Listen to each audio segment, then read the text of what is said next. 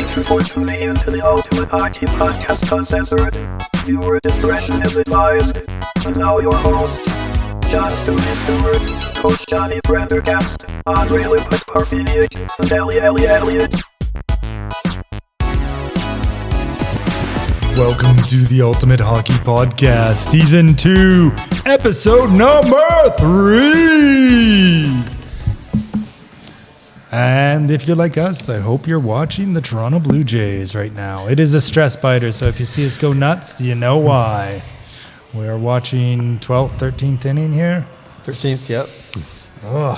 Top of the 13th, bottom of the 13th. And Otani. No, that's not So, Otani. guys, while the game's going, Who's that? Who's going to be your hero of the game here? George Springer. No, George Springer is out, unfortunately. Elliot went with He will always be Shohei. my hero now. Elliot's picking the bat catcher too. That's right. Bat The bat catcher, Shohei Ohtani. He's gonna. And the Johns went with the Kirk. With Captain Kirk sitting The behind back plate. catcher, Captain Kirk. Yeah. Base hit. So, in hockey news this week, Hockey news. have we got anything major? I would say there is the question of why Calgary and New York suck so bad. Those are my kind of thoughts. I don't know what else has been going on in the hockey world that you guys have picked up. I have a little pet peeve of mine having to do with the Canucks, actually. Let's hear it, and then when this game ends, we can talk about Blue Jays. Sherwood. Do you think he's producing? Honestly. Yeah. Yeah, but So why are we not promoting the guys that are playing well to the top line and removing the guys, whether they're paid the big bucks or not, down? You should be earning your spot for the top line. It shouldn't be just because you're getting a higher paycheck. Mm-hmm. In my opinion, Sherwood should be bumped up to the top line. Thoughts? I 100% agree. So what we kind of touched on last week, like It's if you're producing, I know if you're producing, you should be bumped up. You should be getting the more of the minutes. Yeah. And the guy that goes down, he can start working his can off. The guys that are going to be on his line, maybe they're spurred on by his presence on their line, right? Like they're going to try and get him the puck as whoever that person is.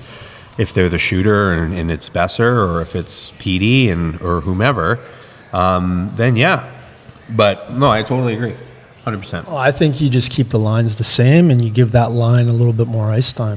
Yeah, maybe it's just I'm that. that. Because chemistry is Chemistry is everything. Same thing. is what it is, and you don't want to mess that up. But then let's see him get the minutes. Yeah. No. And I don't even know if he is getting the minutes. Like, he did get out there in overtime quite quickly there, so Yeah. I think he did get bumped up a little bit, right? Yep. He got to play with Yeah. Garland and Besser on the overtime winner. So No, I get what you're saying. You're right. It is good to keep the chemistry. yeah, they've got the chemistry. I'm liking it. Yeah. Yep. And it depends on the guy's fitness, but like at that level, it shouldn't matter. All those guys should be fit enough to handle all the extra minutes you give them. I think the big news this week in all of sports was the FBI Oh, coming out with a press conference about the gambling incidents that have been going on in the NBA. And coincidentally, the Montreal Canadiens are in a game with the Edmonton Oilers where they're down 5-3 and they get 5 straight penalties in the third period, so Edmonton can tie it up, and Montreal is super pissed off that they think the game is rigged. yep. It's definitely got that whole Kansas City Chiefs vibes to it. And didn't NCAA just okay players to be allowed to bet too? I don't know. Players I are don't know allowed to about bet. Yeah. I don't know that I couldn't see that. Like, I didn't hear about that. okay, I'll have to double check my sources on that one. But yeah, so NBA, one active player removed, one head coach and one assistant coach in that, plus a bunch of retired players. I mean, the other thing, I mean, it's same but different, I guess. It's just another way to get more money is the allegations of, like, I can only pay you $20 million a year, but then I'm going to pay you $400 million to be the spokesperson for this company here. Tree planting company. Yeah, you don't have to do anything forever. That's different than and that's betting, off the books. though. Yeah, it's still shady as shit. The though. problem, like it's still the problem, the same but different. The like, problem in my with mind. betting is they shouldn't be allowed to bet on their own sport. Yeah, Because agreed. then you got that whole Chicago Black Sox incident that the movie The Field of Dreams or whatever, right? Based off of truthful facts, losing intentionally the World Series so that you can make money. Yeah, but these players weren't themselves making bets. They are calling someone, hey, I'm going to bow out in the first quarter, or hey, this guy's already injured, we know it, but the press doesn't. Hey, this is right. going on. It's kind of like insider training. Yeah. And the other one was they were some retirees and that were going to poker games. Mm-hmm. And all the poker games are rigged, like marked cards, marked shuffling machines, guys there with cameras, using special lenses and that so they can see which cards and that. And it was all to extort money out of the gambling people. So it's not like the players or coaches are gambling themselves, but they're involved in making it a mafia favor. Yeah. So no pressure here. I kind of feel vindicated because I have been harping about this for about 10, 15 years to my friends. Yep. And they always come back at me saying, why would anybody who's making millions and millions of dollars playing the sports they love risk it for some stupid betting thing, right? And now that it's actually out there, that is so obvious and it's been caught by the FBI, it feels good. It feels good to say, hey, I'm not crazy. And I might not have been. Holy shit! Sorry to cut you off. 13th innings done. My boy almost just hit a grand salami. Oh no, that was Freeman up there. Yeah, never mind. They walked Shohei. They intentionally walked him, Of course, they learned from their mistakes. Anyways, just took two that mistakes. was wild. Look at everybody. So Andre, when do you think they will have the NFL up on the same thing? Well, that's just it. I mean, this could be just kind of like the FBI saying, well, maybe we'll just put out there a couple scapegoats and let everything else keep going, right? Because if you look what's out there, right? Like I know that I pick out things that I'm maybe reaching a little bit to say that this is rigged, but if you just look at the logic behind some of the things that have happened, like Jerry Rice and Tim Brown, they came out and they said it. They said that they think that their Super Bowl was rigged. And why was there never an investigation into that? When you have two of the most elite players on that team saying that, no investigation. The ESPN, the NFL, nobody talks about it on mainstream media. And it's just a shame, right? Because now every time I watch a game, I'm always looking for things. And I can't enjoy the game as much as I used to, right? And the only way, I think the only way we got to stop it is just to, and it'll never happen, but gambling has got to end. You just got to stop it. You got to stop these apps. You can bet on almost every little detail of the sport. And it's ridiculous, right? So people aren't watching sports for sports anymore. People are watching sports for, their addiction. Statistical betting. The reason that they have those apps and everything is because the government wants their hand in that pocket. Yeah. Right? Gambling has been illegal, like sports betting has been illegal for so long, and the government woke up and they were like, well, shit, this is going on regardless. We might as well join the party. The same thing happened with alcohol. The same thing happened with marijuana. They woke up and they said, fuck, we're losing money here. We could be making money here. Yeah. And the NHL and NBA and that, they get BetMGM TV. Like all those advertisements. FanDuel, they're getting a Bet365, like they're all. And those betting companies are making money off all of our terrible bets that don't go, and they're just reinvesting in the product. Like, hey, we'll support baseball, we'll advertise, we'll become this arena name, just to get their name out there. Mm-hmm. I used to gamble. Mm-hmm. I used to be compulsive, and I managed to quit cold turkey. I've been off it for, I'd say, about 25 years. When I was young, when I was like 18, 19, 20. Yeah. Not only were we gambling on sports, we were going to the casino, and it's a terrible disease. It's not good. And, It's that high of thinking that you could win, or you could potentially win big. And, like watching Wayne Gretzky and Connor McDavid and all these other major celebrities going on almost every single commercial in between our game that we love, they're going on and promoting this, right? It just doesn't seem right. And thank God for PK Subban's dad, and I want to give him a shout out. Like, thank you for stepping up and trying to bring some attention to, stopping this, because he's advocating to stop sports gambling and making the players kind of think twice about what they're endorsing. Mm-hmm. Right? Yeah, I definitely think it's players' responsibility to think about what they're endorsing. Like, some athletes will endorse anything if you pay them. Others will only endorse stuff they care about. I mean,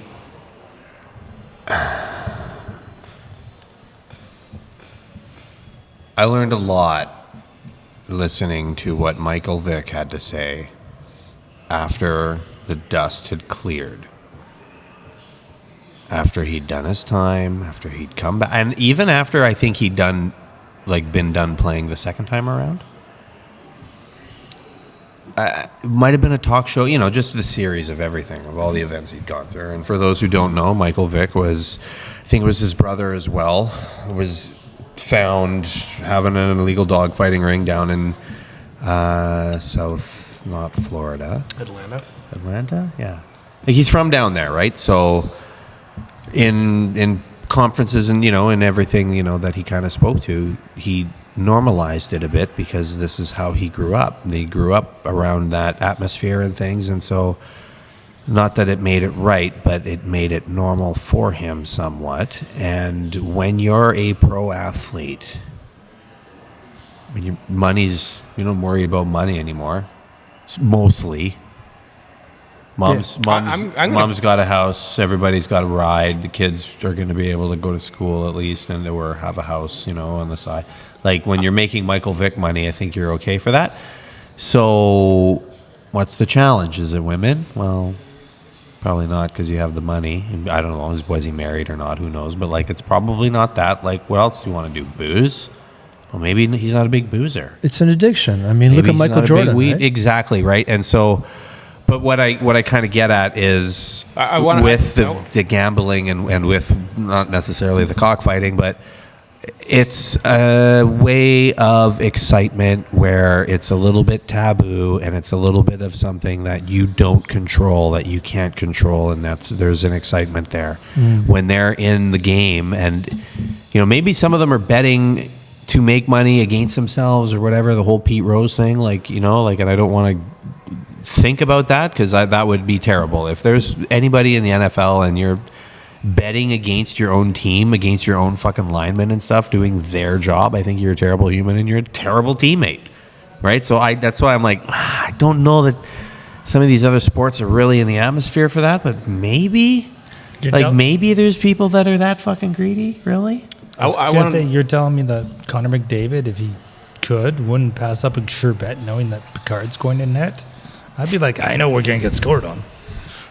It's not necessarily moral, but either of those I wanted to kind of play a little bit of devil's advocate with sure, what you said. Give it to me. Because you said that's kind of how Michael Vick was raised, so he doesn't know any different. But then you've got someone like LeBron James, who grew up without a father in a poor family, and he's doing the exact opposite.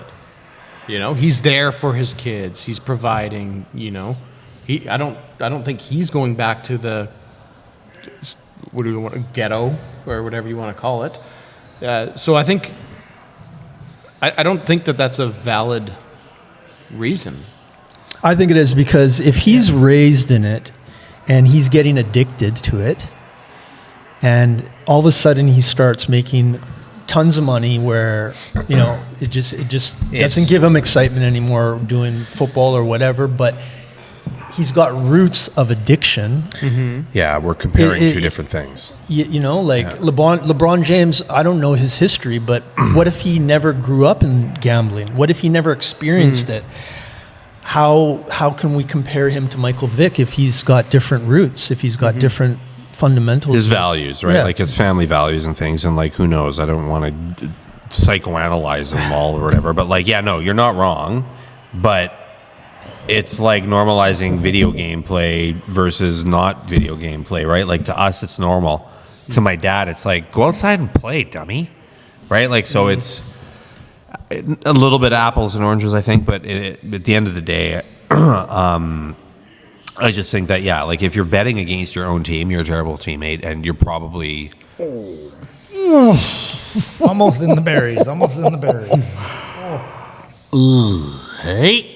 Oh, lucky. For those of you at home, Jimenez. Just Andres Jimenez. almost took one off the Jimenez's.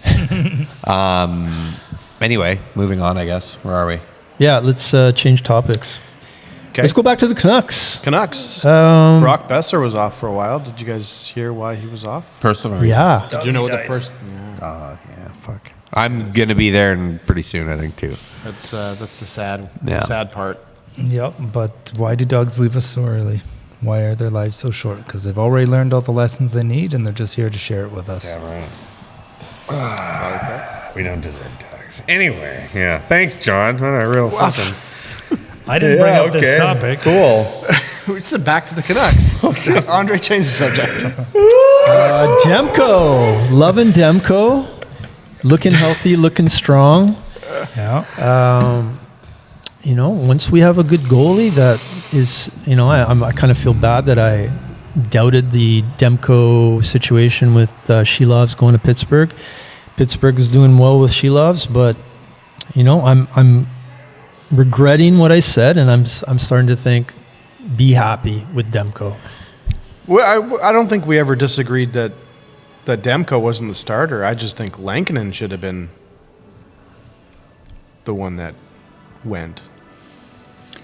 No? I thought, after watching Demko's first injury, and then it comes back, and then the way he was just, played for 3 games, and he was like, oh, it's sore. I got to stop for a bit. Yeah. To me, I'm not on the medical team, and you don't know what the original injury was, but, from an outsider point of view, with our limited information, I was on trade Demko, get Silovs. Yeah. Because Silovs is going to be just fine in the NHL. But, I'm happy we still have Demko and he's healthy and performing because he's a great goalie. No, I like Demko. I think he's great. Yeah, we knew it was going to take time, and we also knew that who would want Demko based on that history of it's in the back injury. of your mind now, right? Of course. And it will always be there. Yeah, my point of view was that Silovs is going to be the next superstar goaltender, and I thought that it was going to be either him or Demko, and I thought we should have kept Silovs because he's young, and but maybe the right move is just to stay with Demko because he's good, but he's also friends with everybody. Yeah. And he's got a head on his shoulders, whereas you don't know that yet with Silovs as much, right? Yeah. He's the leader in that team. He's just the way he carries himself. You can tell when he was hurt, the way he was on the team, around the team, the guys wanted that, and you could tell that he wanted that too. None of that was forced. It didn't seem like none of that was forced. So, yeah, trading who for what? I mean, there could be more to that story too. Who knows? Yep. I think Lankinen, he's been showing up, but I like to see that Demko is looking as good as he is. I just hate that he has had to look as good as he has had to look so early in the season, which is telling me Adam's foot systems and things are still taking time for the boys to learn, or the personnel we have for the systems that he wants aren't quite where they need to be, or what they need to be doing. So we'll see. I mean, like, I think it's a lot of personnel's not performing. yeah. So, and me too. So I don't know, whatever they have to do to shake that up, we'll see. Or it could just be a little ring rust, slow to get out of the gate. But I mean, how long are we into the season? Are we going to keep making that excuse? So I can't be too hating on them too much. We ended up getting the 2 points, and over Edmonton, losing to kind of, I don't know, like, what happened in the Montreal game? Did we just kind of step off the gas at the end? Like, I kind of missed. I think I caught the first bit and then ended up missing the second bit. And even when I watched the highlights, I was kind of still confused as to what the hell happened. But so I think Montreal was good. Yeah, they're a Montreal. good team. They're talented. Yeah, I mean, that's what I kind of figured too, right? So Yeah, I mean, the game was close. I mean, we were in it. Yeah. And Besser had a chance to tie it. So it was the same thing as before. Canucks get out to a good start. We kind of sit on the lead. That's kind of like our identity since the beginning of time. Well, and when you're Sitting on on a the lead. road trip, that's how you want to play it on a road trip, because that way you're not we're skating around chasing the puck around. You know what I mean? You can, if you pop out 2-3 goals real quick in a game, that can be a game plan, right? Like, moving forward through. Montreal was a home game. Yeah, there was. Sure. It seemed like a road game because there was so many Habs still fans. stands, Holy cow! right? Like, this could be kind of how they're trying to do things a little bit, just for fatigue or for whatever, to get up early and then to just kind of hang back. But yeah, if you do that against a team like Montreal, And You're gonna pay. That's never really sat with me well, is that when the big ones come over here, Montreal and Toronto, that we cater to them and start the game early. I know. Don't get me started. Like, I don't But understand that. Hey, man, home they also field moved it advantage around the is baseball home field because they don't want to be competing for television people. It's just business. I mean, Yeah, like even the BC Lions. I think it's Saturday. They're starting early, so they're 2:30. not competing or getting in the way of baseball. yeah, they got to do it. BC.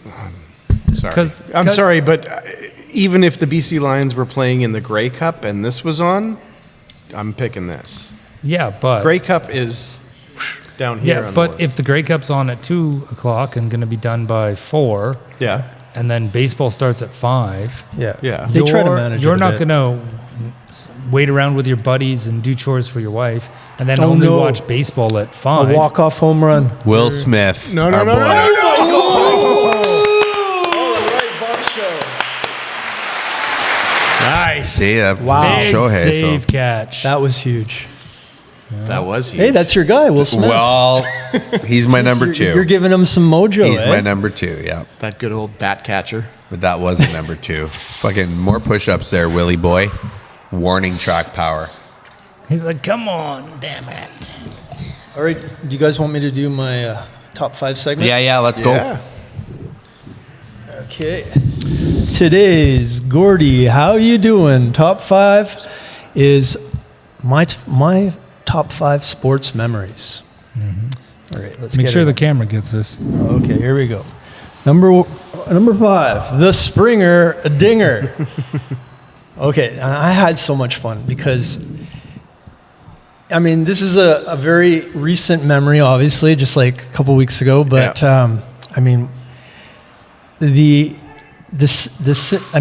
cinema of baseball was so evident in that game. You know, just like the expression on his face, the amazing camera work that we're able to see now, like the different angles. Capturing like Eugene Levy on the sidelines, like it's just, and I posted that video with I don't know if you guys saw it, with the soundtrack of Moneyball.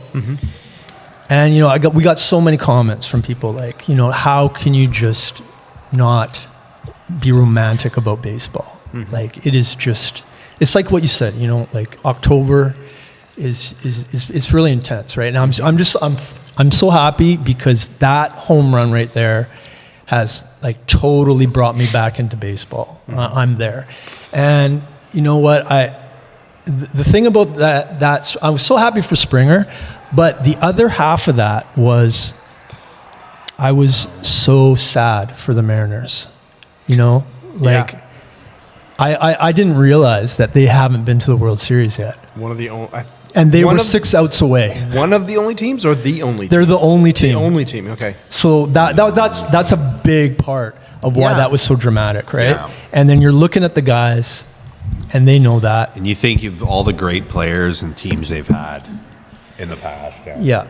And so, I'm making that video, and I'm going through tons of like reaction videos, and you've seen the Seattle fans, and it's gut wrenching, man. Devastating. Yeah.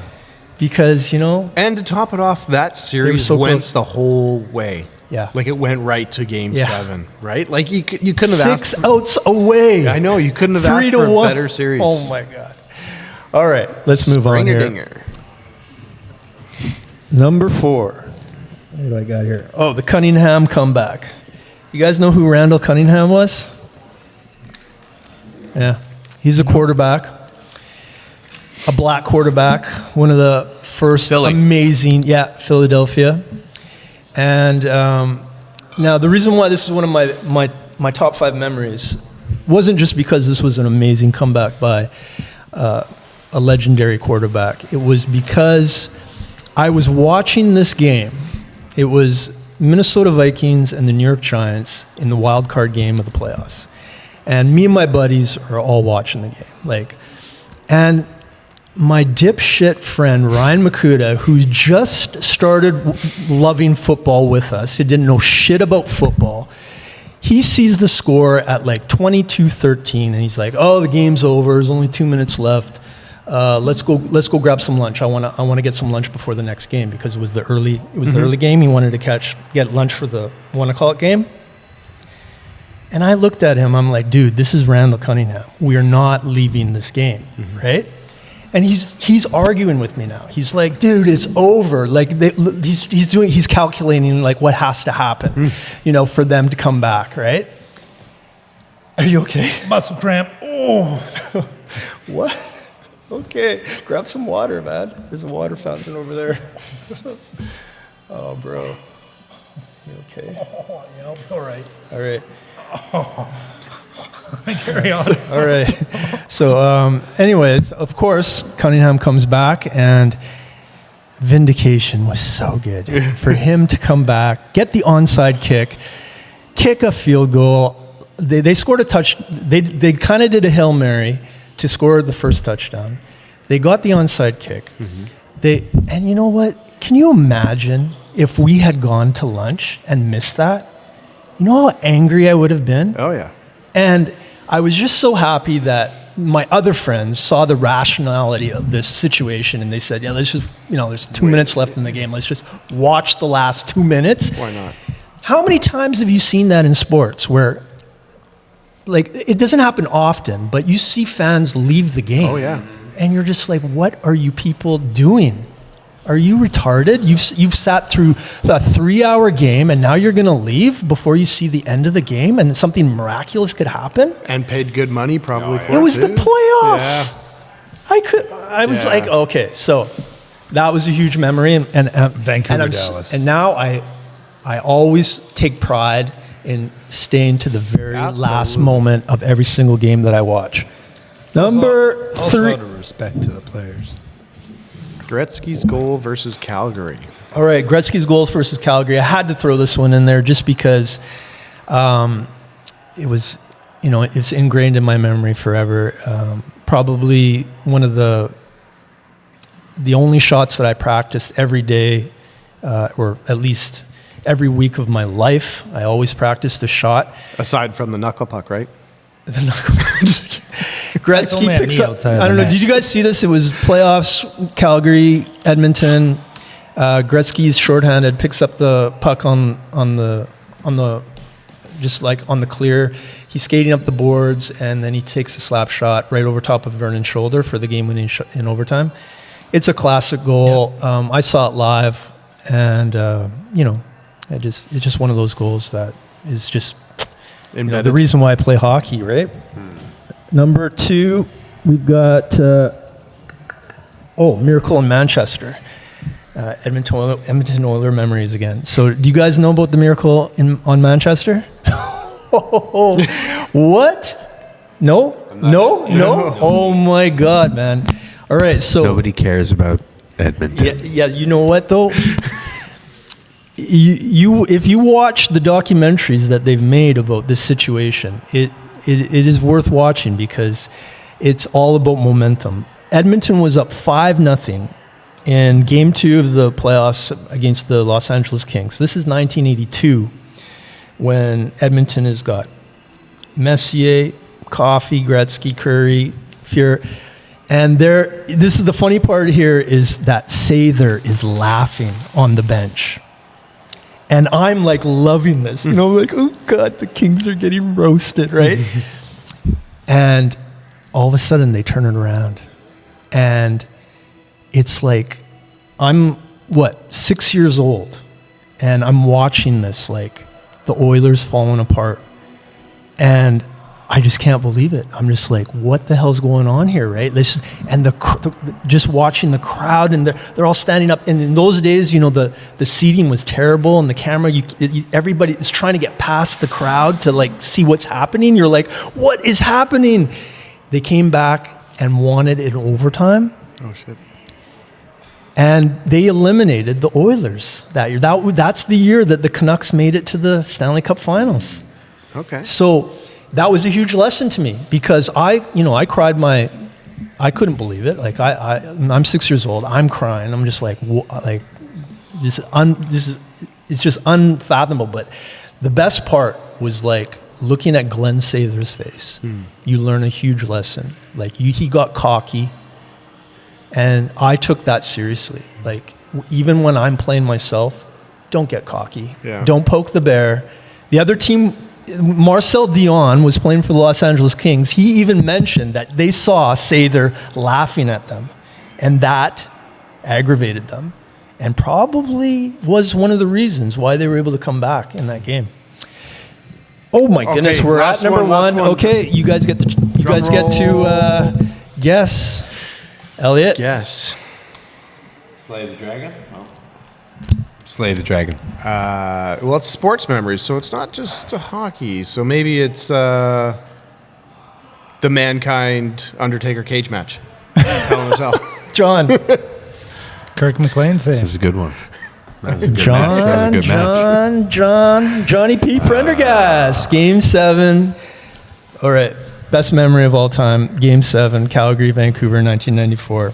I know exactly what I was doing. We were drinking Molson Canadians in my buddy's basement. His mom and dad were always away.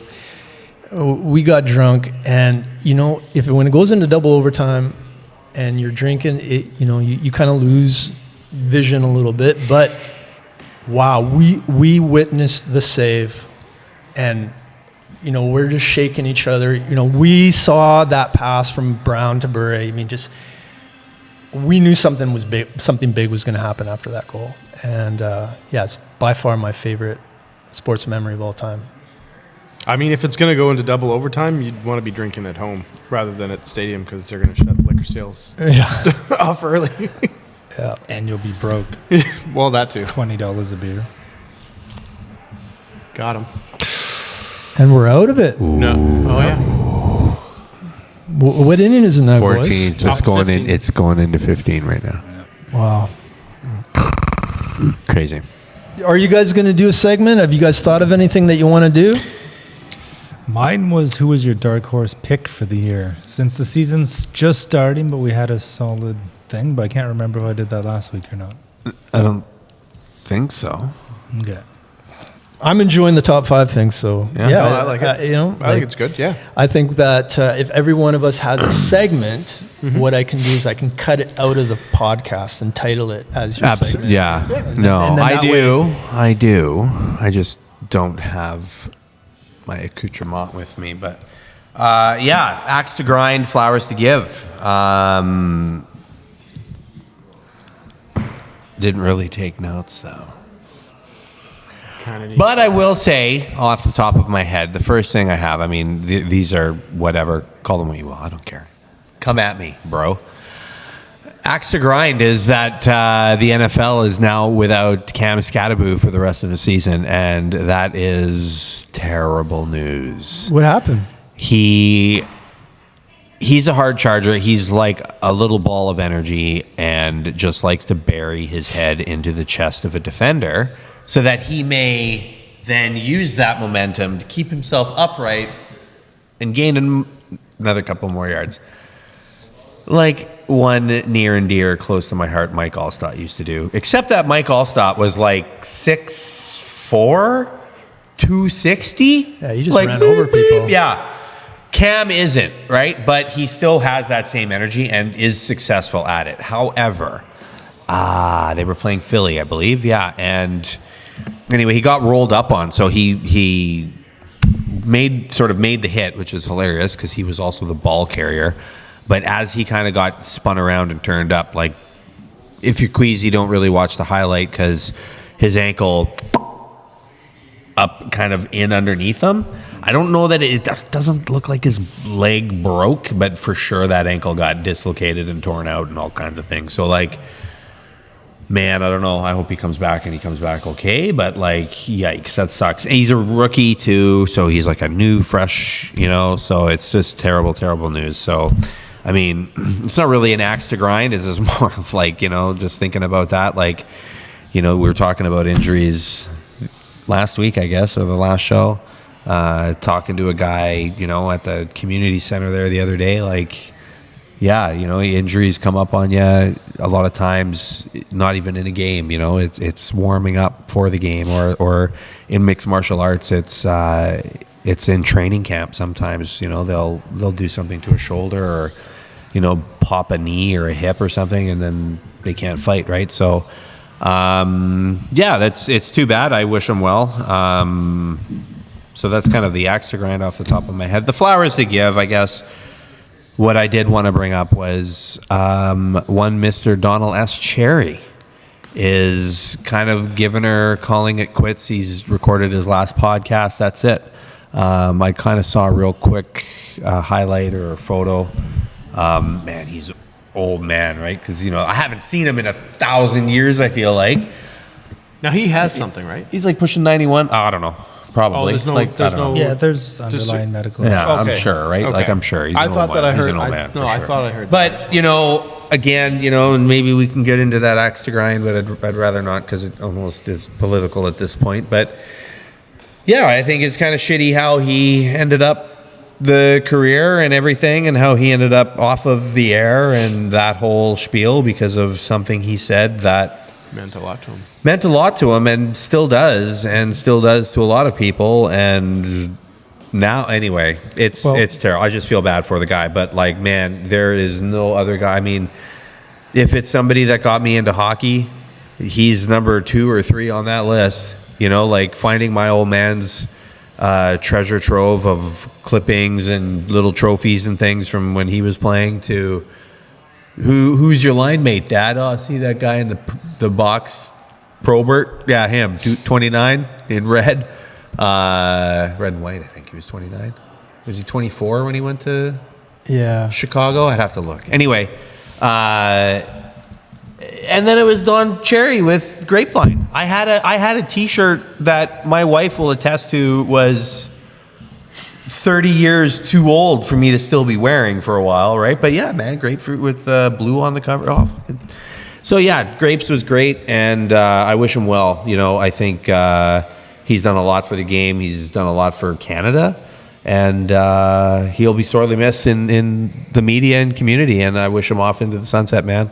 Like if you want peace and quiet, I hope you get that. I hope people leave you alone in the coffee shops and stuff if that's what you're looking for. So yeah. And Grapes today was awarded the Coronation Medal by the Command of the King by King Charles III. Yeah, I did. I heard something about that. Yeah. And his impact in first responders and supporting troops. So.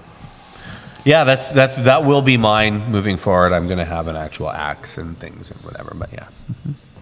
Nice. Bring that axe. It's in the car. Shit. My backup axe. It's in the car. Why do you have a backup axe? Never mind, everybody. So yeah, anybody else? What you got? You got anything? No. No, I got nothing else. Aren't you doing the how Yeah. What's your the segment was going to be like explaining the rules? of hockey and date stuff night, like hockey that? night. Yes. You know, Well, I'm gonna have to get some props for that.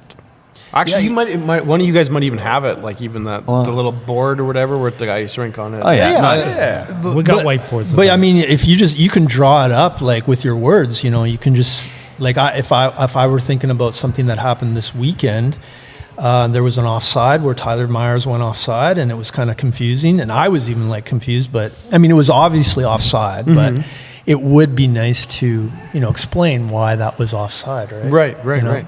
Yeah. No, we can definitely. So you can just like refer to a situation that's in the Canucks games, and then I can kind of probably just edit it in, right? Yeah, absolutely. Yeah. Why don't we do that for next? Well, episode? we start with the hockey net. Oh yeah, we can It's do it right here. But we don't have Shaq here. We need the lines and stuff, Never watched that? No, Shaq it's the actually. same talk. 4x6. What bar down means. Do the people know what bar down means? That's just it. Yeah. Can you go bar down for us, John? You almost He killed goes face John down last on week. John. Why are you Yeah, asking me? Why are you asking me to do this? So for those of you that don't know the backstory, I brought some goalie gear in for Elliot to see and try Fly a bit. around in here. And John started shooting the puck into the net. And I'm like, well, it's okay. So I go over there with my glove and I stand well outside the net. And I'm like, Just fire glove. a few. Like, That's let's- right. And Just glove, everyone. Just think of that's all it was. Okay. over here, like, here's probably the post. And John's first shot goes right into my chest. I make the save, but I was like, oh. I watched it happen too. Like it was in slow motion. I felt like this is how my parents felt when I was growing up. Elliot, what do you do? Elliot, it's about too late. It's already off the stick and up towards the torso of Johnny. He was like, "Oh shit!" Yeah, it was a real moment. I forgot to do the question. John, have you ever played hockey? No. Can I pet your dog? Yeah. Does your dog bite? No. I thought your dog said you did. Not my dog. It's not my dog. Anything else? I don't know. Like we're kind of watching the game. How long have we been recording? Nobody's An paying hour, attention. but we were going for like 15 minutes, Yeah. Talking about bat catches. So Yeah, I think I'm happy that we started the podcast while the game was going on. And, absolutely. it's still going on, so go Blue Jays. And Yep. Hopefully, the Sign next off time you there, see us, Johnny. they'll be World Series champs. yeah, and I'm Cheadle. so happy that everyone. I do want to talk about Cheadle. one thing. Whatever. Cheadle. What is it? Heedle. Cheadle. Yeah. What do we think of the hit? Yeah, it was a good hit. Tom Wilson. Yeah. Clean? It was clean. It was clean. You watch it, like It was a great hit. yeah. And I'm pretty sure Tom Wilson, because it's regular season, might have even been like, "Hey, coming." So that's the point I was going to make. I agree. Clean hit. Yeah. He's a big boy, and he made like it wasn't a headshot. No. It was right in the chest. Yeah. Can't be mad at any of that. It was beautiful. It's a hair late. Now, it's not a hair late to be a penalty. It's just it's a I'm finishing my check hit hair late kind of, in my opinion. You know what I mean? It wasn't like it didn't have an effect on the play. Therefore, in my opinion, it's a hair late. Even though you're finishing your check, that's valid to me, right? You made a play, you pay for it. Anyways, Train tracks were set. yeah, like this is all happening. And he knew it was happening because what I had said, maybe Johnny or whomever, you see his head and he's aware, like he's like, oh, it's like if I know this is here, right? He's like pulling back, except that this has already made the decision to do this, right? So that's where I'm like, okay, this is a good hit. To me, it's a playoff hit, or it's a mid-season kind of hit, not a third, fifth game into the season. But I'm like, hey man, This is why they're world champions. This is why he's won before. This is the way he plays the game. Wake the fuck up.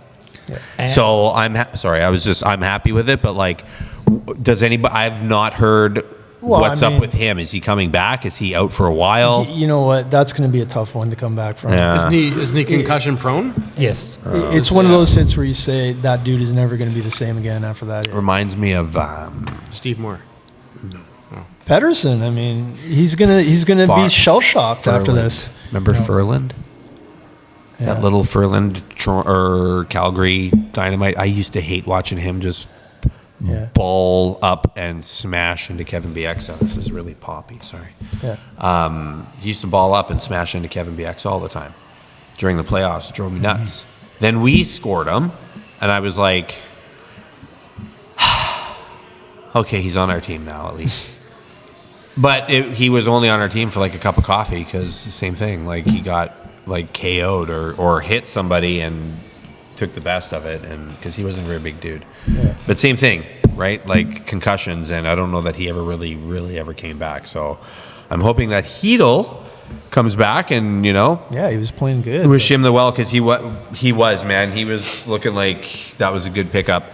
And on that, I will say that you can't really check the tape because I don't know that I actually said anything here, at least. But Sasson, Max Sasson.